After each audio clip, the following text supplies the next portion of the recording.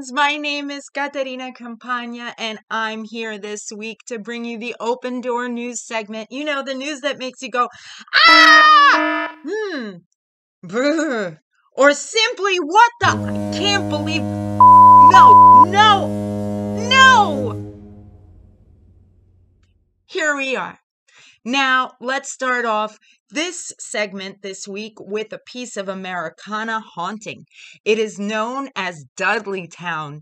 It is in near Cornwall, Connecticut, where the settlers of the surname Dudley, coming from England, were said to be cursed, specifically Edmund, because he placed an assassination attempt on King Henry VII.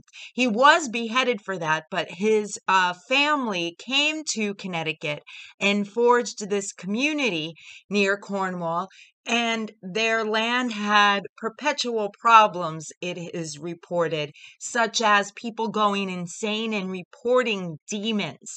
Now, the man, Dr. Clark, came over and took over the land in the 1940s after it had already begun being abandoned after the Civil War. But this proved to be a tragic mistake for him. His wife later killed herself after reporting that she saw scary beasts that spoke to her in the forest. He later remarried, and they formed the Dark Entry Forest Association, where they have now closed off Dudley to all trespassers and keep it as a nature preserve. If you dare attempt, you could not only run into a demon, but the police are sure to arrest you.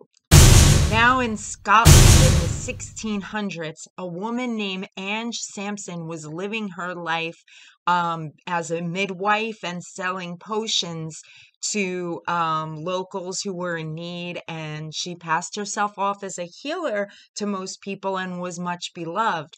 But then the fleet of James VI was almost all sunk. All the ships almost all perished during a storm. Now, they deemed it at the time as an act of witchcraft. Miss Sampson was given up as a witch by one of the other women who was also deemed a witch, and upon her torture, she denied any such allegations.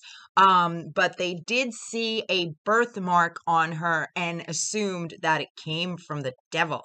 Now, after further torturing sessions, she did confess that she did place a curse on the king, not only causing most of his ships to pass at sea, but also that made him infertile. Now, she told the king that she could prove her witchery because she recited to him verbatim what was said behind closed doors between he and his wife on their wedding night. And on January 28th, 1591, Miss Sampson was said to be burned at the stake. Now, she was burned at the stake at the palace, the Holyrood's Palace, and to this day in Scotland, you could go there and people say that she materializes with scars all over her bodies and all over her body, and sometimes even burns. She'll materialize and then just disappear, leaving most people alone. Perhaps she's a witness. Now we move on to a woman named Janet Douglas. She was not a peasant. She was actually a noblewoman. Her stepfather had imprisoned King James V when he was a small child, so the family grudge led to her being accused as a witch when he came into power, and to tack on another charge for good measure to make sure that she would pay for being a witch, which she was not. He said that she also poisoned her husband a few years earlier. But in 1537, Miss Janet was burned at the stake and her son was made to watch. Now it says that she still haunts the Glymes Castle to this day in Scotland, and they've dubbed her the Lady in Grey because she appears as an apparition all in gray. I don't know, you might want to watch out for women named Janet. Treat them right, huh? That's it for now, everyone. Thank you so much for watching. Stay brilliant, stay beautiful, and remember, stay curious.